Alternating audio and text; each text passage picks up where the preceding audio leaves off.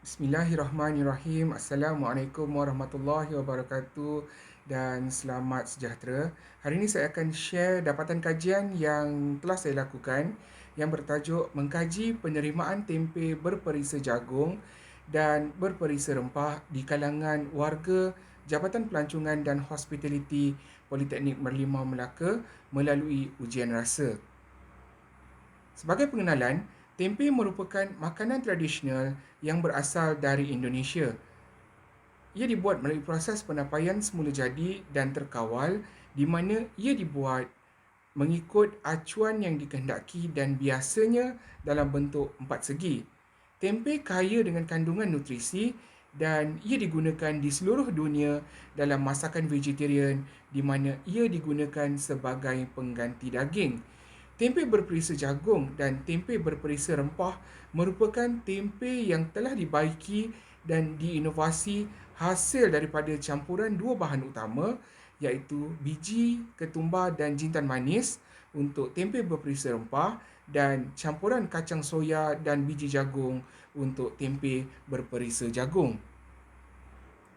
Untuk latar belakang masalah, perusahaan tempe dilakukan oleh pengusaha tempatan dan ia sinonim dengan masyarakat berbangsa Jawa, terutamanya di negeri Johor, Selangor dan Perak. Tempe yang ada di pasaran Malaysia juga hanyalah tempe biasa yang masih belum berperisa. Dan melihat kepada permintaan yang banyak dan berterusan serta tempe mempunyai penggemarnya yang tersendiri, pengkaji menginovasikan tempe dengan memperisakan tempe, iaitu tempe berperisa jagung dan tempe berperisa rempah. Untuk penyertaan masalah, yang pertama, sesetengah orang tidak menyukai tempe, di mana terdapat segelintir orang di Malaysia yang tidak menyukai tempe disebabkan oleh rasanya yang sedikit masam dan unik. Yang kedua, pasaran tempe yang terhad di luar. Tidak semua produk tempatan mempunyai peluang untuk dipromosikan di luar. Ini berikutan mereka tidak tahu kaedah untuk melakukan promosi untuk produk mereka. Faktor seterusnya ialah kerana produk ini tidak mempunyai sokongan daripada masyarakat tempatan dan kualiti produk ini tidak sehebat produk daripada luar negara. Yang ketiga, tidak terdapat tempe berperisa di pasaran. Seumur hidup saya, tidak pernah saya dapat merasai tempe yang mempunyai pelbagai perisa. Ini adalah masanya untuk melakukan perubahan inovasi produk tempe berperisa. Okey, objektif kajian ini dijalankan adalah untuk pertama, untuk mengetahui penerimaan tempe berperisa jagung di kalangan warga Jabatan Pelancongan dan Hospitality Politeknik Merlimau Melaka, dan yang kedua, untuk mengetahui tahap penerimaan tempe berempah di kalangan warga Jabatan Pelancongan dan Hospitality Politeknik Merlimau Melaka. Okey, untuk sorotan kajian, dinyatakan tentang kebaikan tempe. Okey, yang pertama, membantu mengurangkan tahap kolesterol buruk, membantu menurunkan tekanan darah, membantu mengekalkan sistem pencernaan yang sihat, membantu mencegah kanser, sebagai sumber tenaga, meningkatkan nilai pemakanan makanan lain, dan tempe juga kaya dengan sumber vitamin B, terutamanya B12.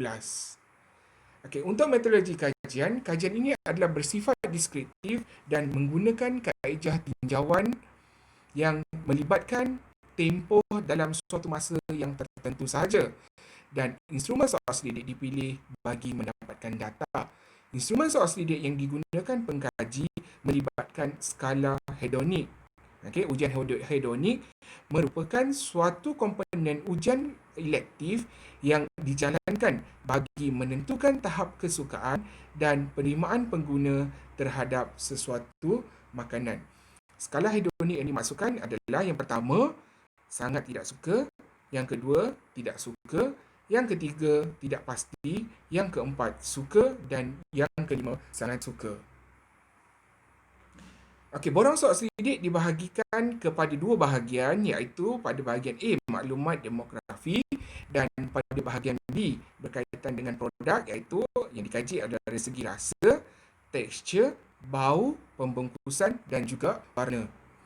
Okey, dalam kajian ini, populasi kajian pengkaji adalah pelajar-pelajar Politeknik Merlimau Melaka dan sampel kajian pengkaji adalah warga Jabatan Pelancongan dan Hospitality Politeknik Merlimau Melaka.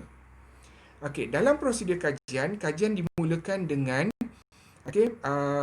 merendam tempe, and then dicuci dan ditapis, dibersihkan. Seterusnya direbus sehingga empuk. Seterusnya bila empuk akan ditoskan, dan diperisakan, iaitu berperisa rempah dan juga berperisa jagung.